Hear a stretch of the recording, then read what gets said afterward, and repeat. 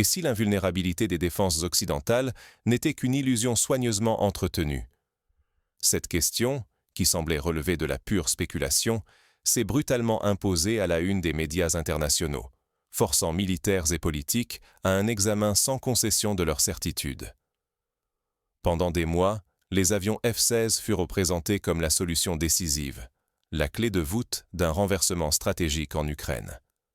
Chaque déclaration, chaque conférence de presse, chaque cliché officiel montrait ces appareils comme la quintessence de la technologie occidentale, capable de dominer le ciel et de rendre tout adversaire impuissant. Pour beaucoup, la livraison des F-16 était l'aboutissement d'années de promesses et d'attentes, l'illustration d'un engagement occidental sans faille. Mais la réalité du champ de bataille n'a que faire des mythes. En quelques minutes, sous le regard incrédule du monde, la première escadrille de F-16, symbole d'un espoir immense, a été pulvérisée au sol, malgré la présence d'une défense anti-aérienne de dernière génération. Cet événement n'a pas seulement détruit des machines, il a mis à nu la vulnérabilité insoupçonnée de systèmes que l'on croyait imprenables depuis la fin de la guerre froide. Pour mieux comprendre la portée de ce choc, il faut se rappeler comment, depuis la Seconde Guerre mondiale, la technologie aérienne occidentale a toujours été perçue comme un facteur décisif. Le débarquement de Normandie, par exemple, n'aurait pas connu le même succès sans la suprématie aérienne alliée, obtenue au prix d'une planification méticuleuse et d'un investissement colossal dans l'aviation. De la même manière, lors de la guerre du Golfe, l'emploi massif des F-15, F-16 et F-18 américains a laissé l'Irak sans défense, convainquant le monde que la technologie pouvait être une assurance tous risques. La perte de ces F-16 en Ukraine brise cette continuité historique. Elle rappelle douloureusement des précédents célèbres, comme la destruction de la flotte française à Mers el-Kébir, ou la chute de Singapour, où la foi dans des forteresses prétendument imprenables s'est transformée en désastre stratégique. Chaque fois, l'erreur fut la même. Croire que la supériorité technologique pouvait compenser toutes les autres faiblesses. Pour l'Ukraine, l'arrivée des F-16 n'était pas qu'un atout militaire. C'était un dernier espoir, la possibilité de retrouver une certaine parité avec la Russie dans les airs. Kiev voulait frapper loin derrière les lignes ennemies, viser des infrastructures clés, ponts, dépôts de munitions, bases aériennes, et même, dans les scénarios les plus ambitieux, toucher la Crimée et le pont de Kertch, symbole de la domination russe sur la mer Noire. L'Occident, de son côté, voyait dans la livraison des F-16 une triple opportunité. Renforcer l'image de l'Alliance, prouver la supériorité de sa technologie et montrer à Moscou que les lignes rouges pouvaient être franchies sans crainte. Ce geste rappelait la décision américaine de livrer des missiles Pershing à l'Europe de l'Ouest dans les années 80, alors perçue comme une provocation majeure par l'URSS. Mais plus qu'un simple symbole, il s'agissait d'un investissement colossal. Chaque F-16 coûte des dizaines de millions d'euros en acquisition, sans compter la maintenance, la logistique, l'entraînement des pilotes et le soutien technique. À titre de comparaison, le coût d'un seul F-16 équivaut au budget annuel de défense de certains petits États européens. Perdre une escadrille entière, c'est voir s'envoler, littéralement, des années de planification et des milliards d'euros d'efforts conjoints. Pour la Russie, la menace était prise très au sérieux.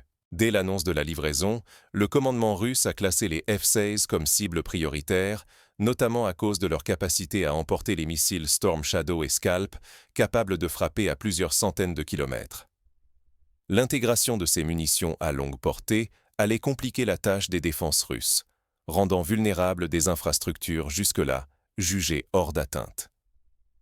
La doctrine russe n'a pas tardé à s'adapter.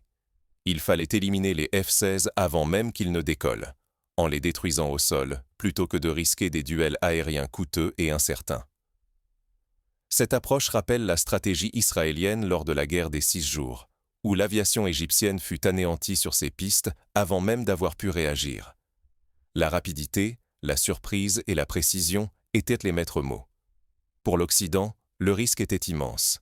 La perte de ces avions affaiblirait sa crédibilité, remettrait en cause la valeur de ses investissements et porterait un coup à l'image de supériorité technologique patiemment construite depuis des décennies.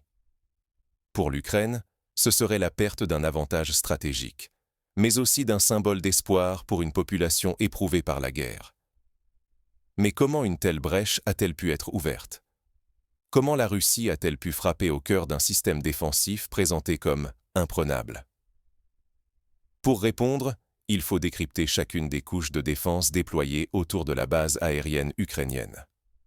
L'OTAN avait transformé cette base en une véritable forteresse high-tech. Le premier rideau était formé par les célèbres systèmes Patriot américains, capables d'intercepter des missiles balistiques et des appareils ennemis à haute altitude. Derrière eux, les SAM-PT franco-italiens étaient spécialisés dans la détection et la destruction de cibles manœuvrantes ou furtives à moyenne portée. Enfin, en ultime rempart, les systèmes allemands Gepard et les NASAMS norvégiens se tenaient prêts à abattre tout ce qui passerait entre les mailles du filet, drones, missiles de croisière, voire hélicoptères. Sur le papier, cette superposition devait rendre la base invulnérable. Mais l'histoire militaire regorge d'exemples où les forteresses les mieux protégées ont été prises d'assaut par une combinaison d'innovation, d'audace et de renseignement. Pensons à la ligne Maginot. Censée bloquer toute invasion, elle fut contournée en quelques jours par une stratégie allemande inattendue. C'est là qu'intervient le renseignement russe. La Russie a mobilisé 3 axes principaux: la surveillance satellite, l'interception électronique et l'infiltration humaine. Les satellites ont permis de cartographier en détail les installations, de détecter les zones d'activité inhabituelles, la construction de nouveaux hangars, les mouvements de carburant et de munitions. L'interception électronique, elle, a capté les communications entre les techniciens occidentaux et ukrainiens, révélant les routines, les cycles de vigilance et les points faibles des défenses. Enfin, l'infiltration humaine, agents, informateurs, employés locaux, a livré des informations précieuses sur l'emplacement exact des avions et la nature des opérations en cours. L'analyse croisée de ces données a mis en évidence plusieurs failles.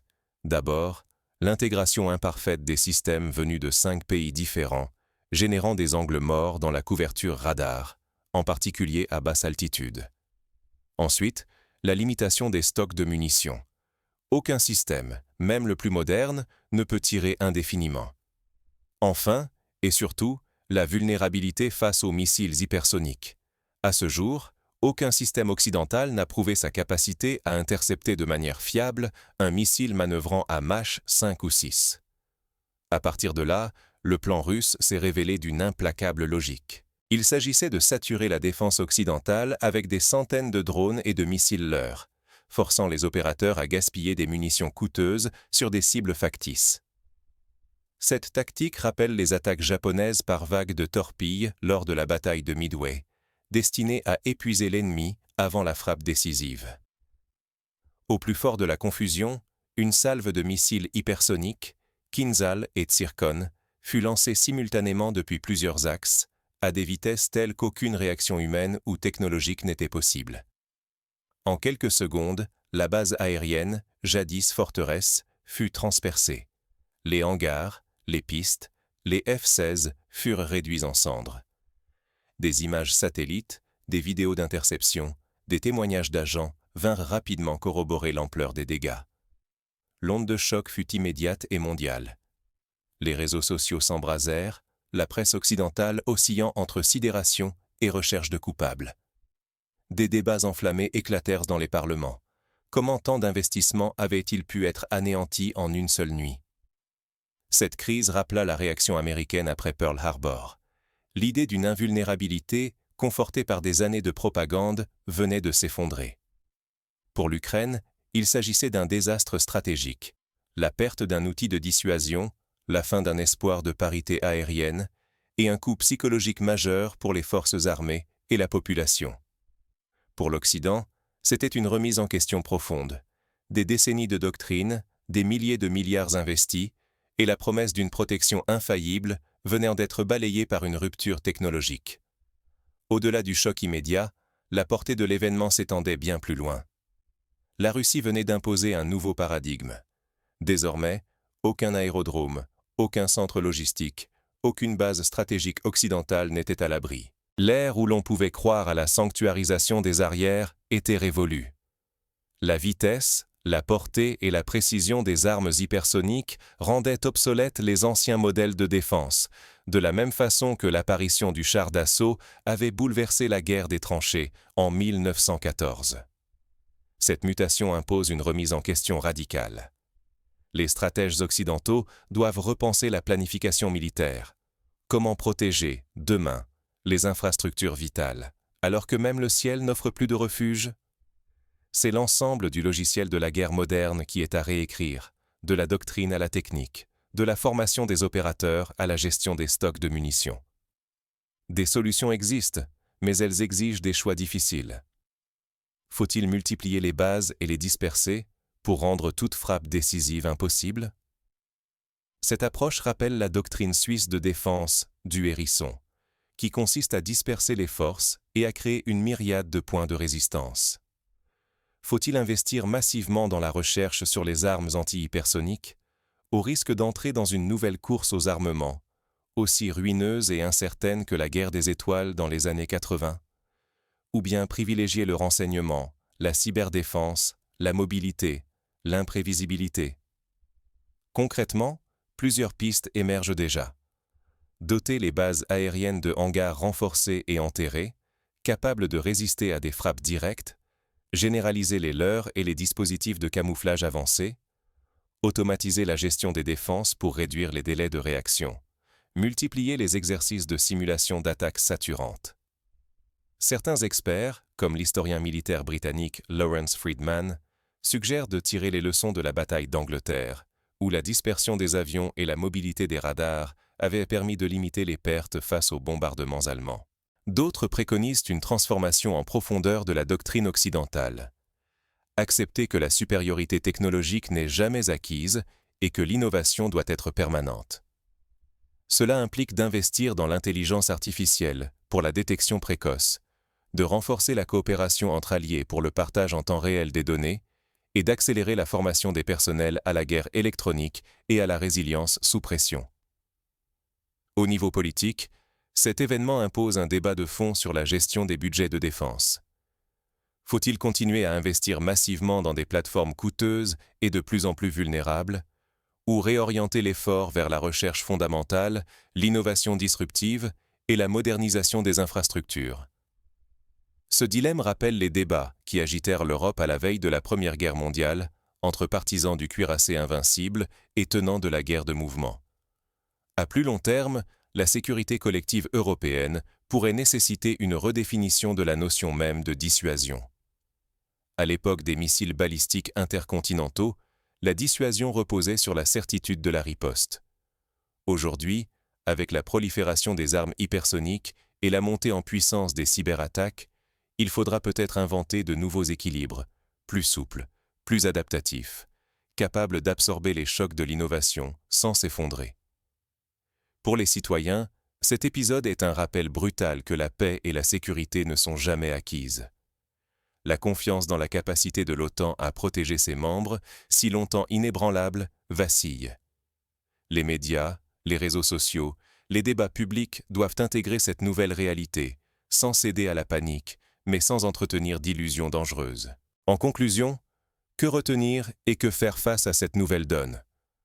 D'abord, accepter que l'histoire est faite de ruptures inattendues et que la guerre moderne ne ressemble jamais à celle d'hier.